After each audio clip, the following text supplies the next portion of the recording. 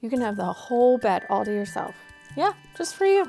All yours. Go for it. Look at it. Isn't that tempting?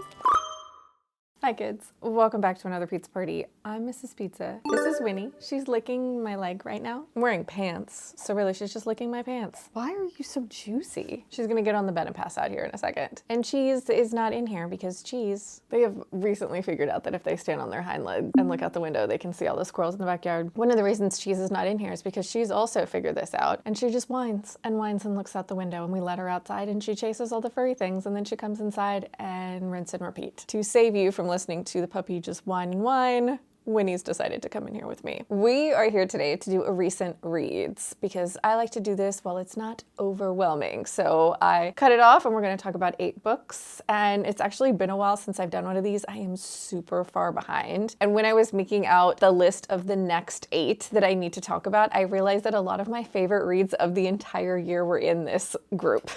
I don't know how I worked it out, but it was like right around this one specific time of year, I read some of my favorite books of 2023. So let's talk about it, you know? The first book that we are going to talk about is The Shadow of the Gods, and this is by Gwynne. This is the most recent series from this author who has written, I believe, multiple series. The one series that I have read any books in is the Malice series, which I have started and not finished. I picked this one up.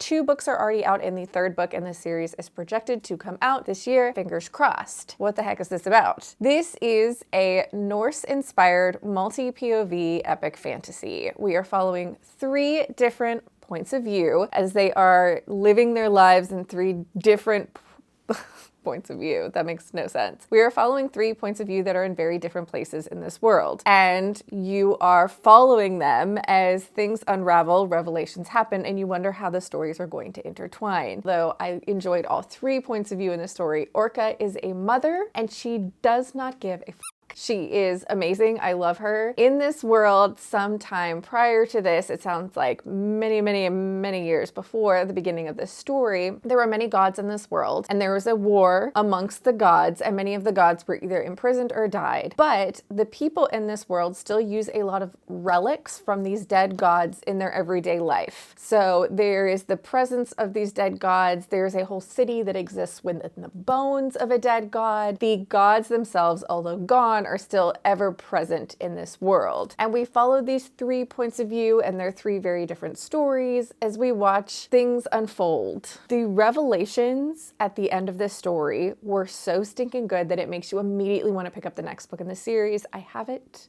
I need to pick it up soon. You just gonna stare at me? Can you get on the bed and take a little nap? Oh, see, that wasn't so bad. No, I don't want to kiss. What a good girl.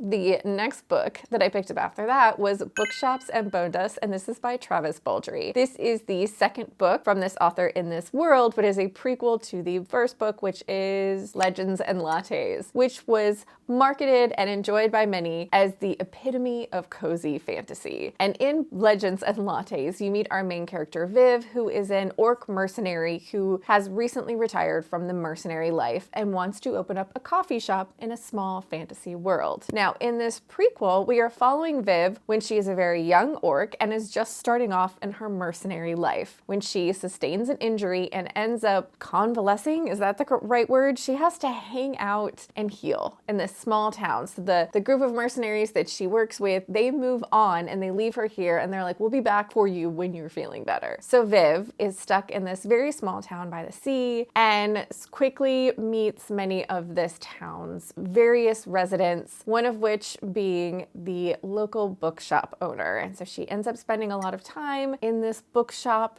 in this tiny town full of all of these magical fantasy creatures. It's very sweet. I will say it is different than the first one, and it has to be different from the first one. I kept thinking in the back of my mind, has anyone ever seen the movie? I think it's called like Doc Hollywood with Michael J. Fox? And it's about this kind of young hotshot doctor that wrecks his car and gets stuck in this teeny tiny small town in South Carolina, and he ends up kind of falling in love with with the town and his residents as time goes on, as he is forced to stay here and slow down. This book felt similar to me in that Viv has this very fast-paced, mercenary warrior, big orc life, and she is stuck here and is forced to slow down and really see the charm and beauty of slowing down in this small place full of lovely people who all have their own stories going on. So it does have that small town cozy feel to it, but it is not nearly as slice of life as the first one. There's some bigger elements going on. Obviously, you have most likely read the first book when you read this book, and so there are certain things that you know the outcome because of where Viv ends up in the first book. You know that some of these friendships and things like that, where they're going to go, how things are going to develop. I really, really liked this. I thought it was really sweet. I enjoy Viv. I enjoy all of our characters. One of the characters sounds like he's like a pug with an owl face, and that sounds adorable. I would definitely want one of those. Here's my caveat to this. Even though I really, really enjoyed this, and I think if you enjoyed the first book, you will also enjoy the second book. It's a good read. Travis Baldree has a very charming but very straightforward way to his writing that is very, very sweet. I found that there was a romantic element in this book that I didn't feel was necessary, because if you've read the first book, you know what the outcome of this romantic element will be. It didn't need to be included. We could have just had all the charming, lovely people without any sort of hints at romance. And that was the only thing that kind of fell flat for me. That being said, I didn't hate the romance. I just thought it was unnecessary. I think that I will pick up anything that Travis Baldree writes at this point. I will pick up anything that involves Viv at this point. But I actually hope that going forward in this world, perhaps we will follow some of the other characters we've met. Even though I like Viv a lot, I would really like to get some of the stories of some of the other people we've met along the way. The next book I picked up after that, excuse me, Winnie, was Salems Lot by Stephen King. I actually read this in a vlog where I was reading my first 2 Stephen King books. I have since picked up more Stephen King books, but this was my second attempt at reading from this author. This book I actually chose, 1, because it was one that a lot of people talked about, but 2, because this was the only book that I could say with real certainty that I hadn't been spoiled for, because living in America, you have most likely been spoiled for something that Stephen King has written, even if you have not actually watched or read any of the actual content. But this, all I knew about it was Stephen King and it was vampires. And so I went into it only knowing those 2 things. This is Stephen King basically reading Dracula and saying, what would Dracula be like if he was in a small town in Maine? But also, the thing that I loved most about this story was the main character of the story. We have a character named Ben Mears, who's kind of our through line that introduces the audience to this small town, but the town itself is the main character. You were introduced to so many people, the town and all of its different quirks and characters, the old men that hang out together and drink coffee every day, the family that lives in the trailer park, the family that has a lot of money, the guy that runs this store, the woman that has this weird thing, all of these characters and all of their quirks. But we have this ominous presence that is represented by this house called the Marsden House, which is a house that has kind of become an urban legend within this town, and it sits high above the town. It kind of looms and looks down upon it. And so we have this presence that can see all of the things, good and bad, that this town is up to. And so that kind of gave it a very interesting feel to it, this very creepy, dark feeling. I was tabbing this, and I'm not a tab person. There was so many instances where I was like, I can pick up what you're putting down, Mr. King. I really enjoyed this. I had a great time. I am sad that there's not a sequel to this, because I think that would be great, but I know writing sequels to things is probably really hard, especially when you have a whole town full of main characters. This was great. Cemented in me that I needed to continue my journey reading Stephen King. The next book I picked up after that was A Study in Drowning, and this is by Ava Reid. This is the Illumicrate edition, which is absolutely gorgeous. I'll show you those end pages. The hardcover in this is absolutely gorgeous. It was touted as like a dark academia type book, but I feel like one, dark academia is well, it's 2 words, so it's buzzwords, not buzzword, but it's something that is obviously going to get eyes on something. Everybody's loving the dark academia kind of vibe right now, and I appreciate that. That is one of the reasons that I was interested in reading this. And then there is a slight academic element to this. I don't feel like this was actually dark academia. I'm sure that you could argue that it is. I'm sure that people out there will, but to me, dark academia has more of a college setting, secret societies, rich people doing awful things. But this instead was the story of Effie, and she is in a college in the beginning of this story, but she is in a college for, I believe she's in the architecture program. She wanted to be in the writing program, and that is not something that they allow women to join, so she joined the architecture program, and she has a author and a story that she has been a huge fangirl of since she was teeny tiny, and this book is something that she reads every night before she goes to sleep. She exists in this imaginary world in her head. Just this book is just,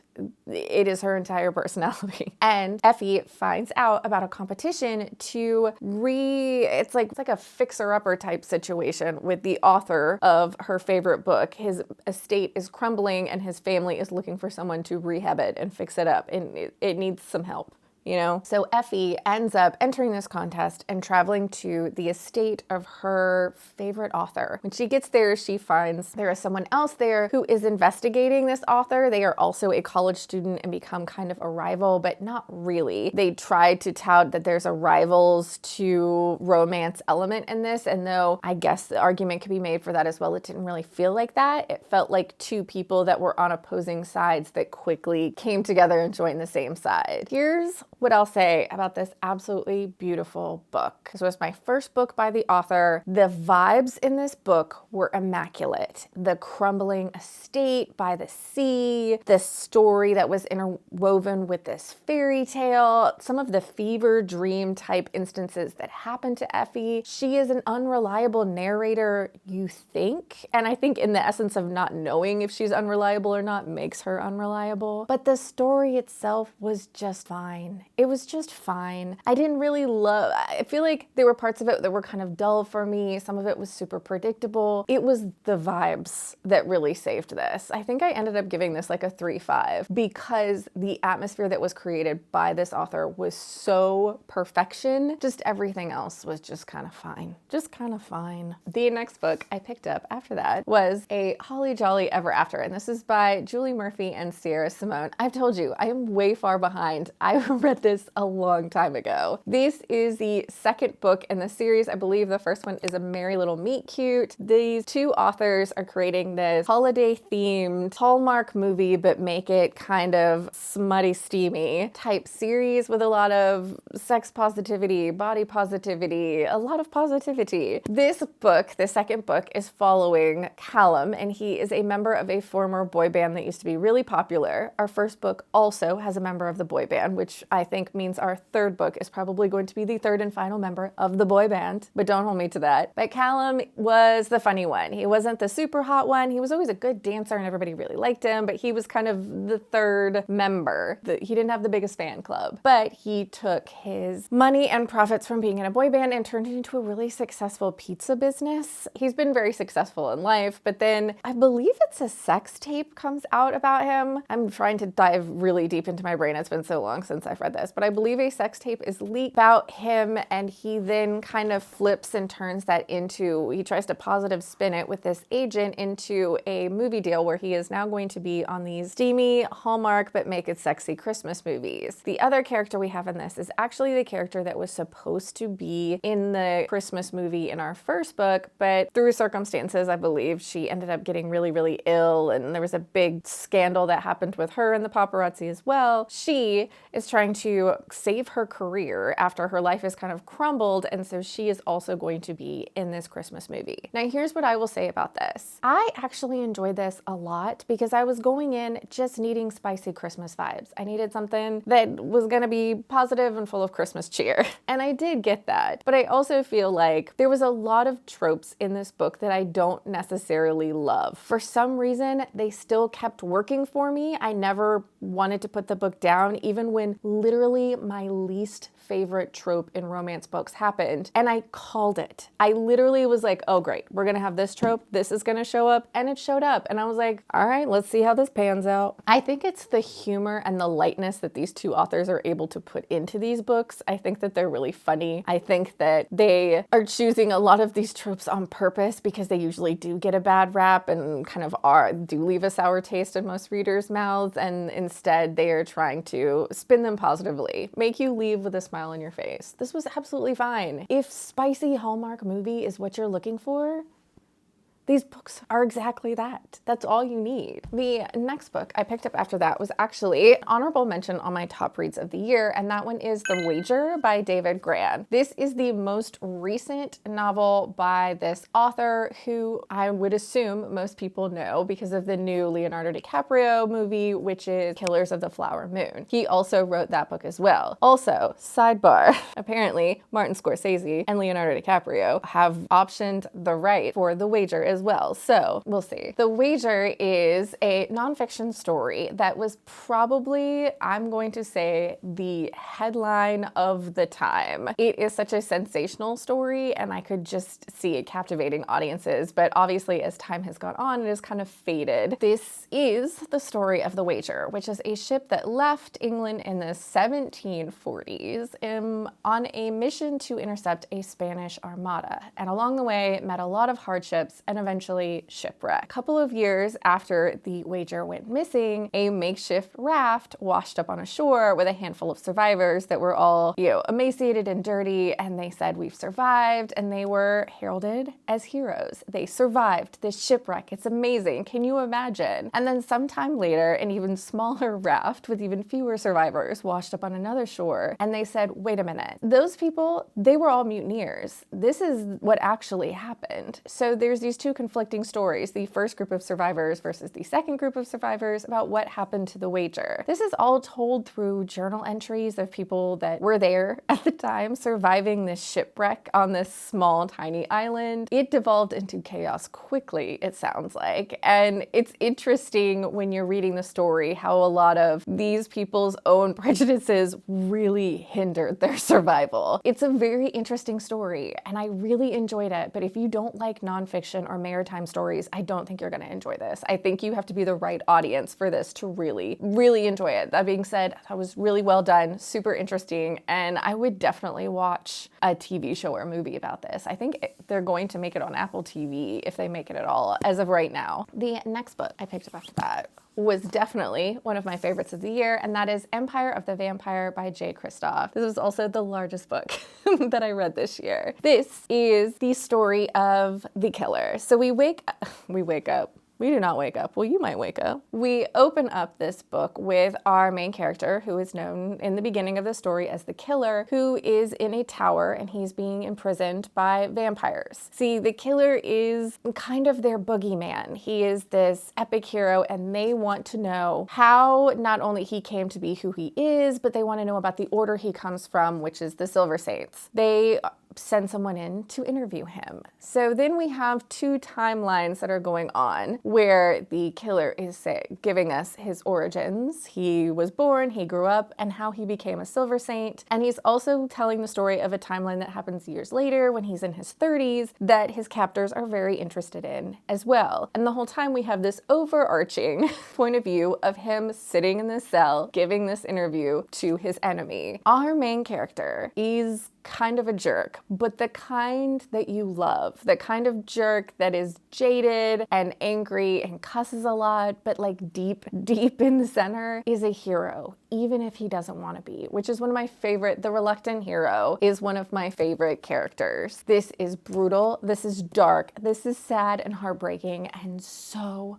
much fun. I really enjoy this, and the second one I believe comes out in March, and I pre-ordered it. I just got an email from Barnes & Nobles that was like, hey girl, you remember you ordered this? And I said, yeah, I remember. I'm waiting. If you like big fantasy boys, pick this one up. If you like dark, brutal fantasy, this was really, really fun. And the last book that we are going to talk about was also on my favorite list. I told you, the end of this like one little pocket in time apparently was just when I was doing my best damn reading of the year, and that is The Shining by Stephen King. This is a book that if you don't know what this is about, I hello? If you don't know what this is about, I don't know what to say to you, because I feel like it's basically one of the first things you learn is the story of a family. We have Jack Torrance, his wife Wendy, and their son Danny, who is 5, and they all end up secluded in this hotel when Jack takes a job as the wintertime caretaker. This giant, ominous hotel that is completely empty, and then they get cut off from the world by a blizzard, and then bad things start happening.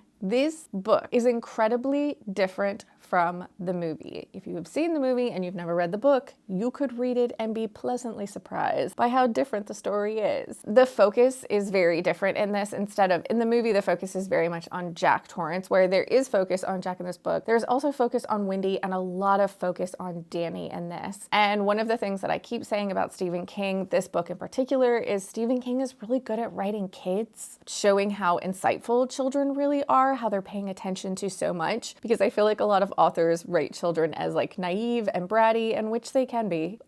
They can be. For the most part, children are just paying attention to things that you wouldn't be thinking they're paying attention to, and how they would look at something differently if they've never experienced it before. Danny in this book is just so stinking sweet, and it's so sad watching him go through these horrible things. This book, of all the Stephen King books I read, gave me the most, it was very anxiety inducing. I feel like this one affected me the most out of all of the ones I have read. But if you haven't read The Shining, I don't know if I'm gonna be the one to convince you, but I hope I am. I liked it. I thought it was pretty stinking good. But that, kids, is where we are going to stop this recent reads. 1, because the puppy is literally crying on the other side of that door, and it's gonna get real annoying if I don't let her in soon. And 2, that's plenty of books to talk about.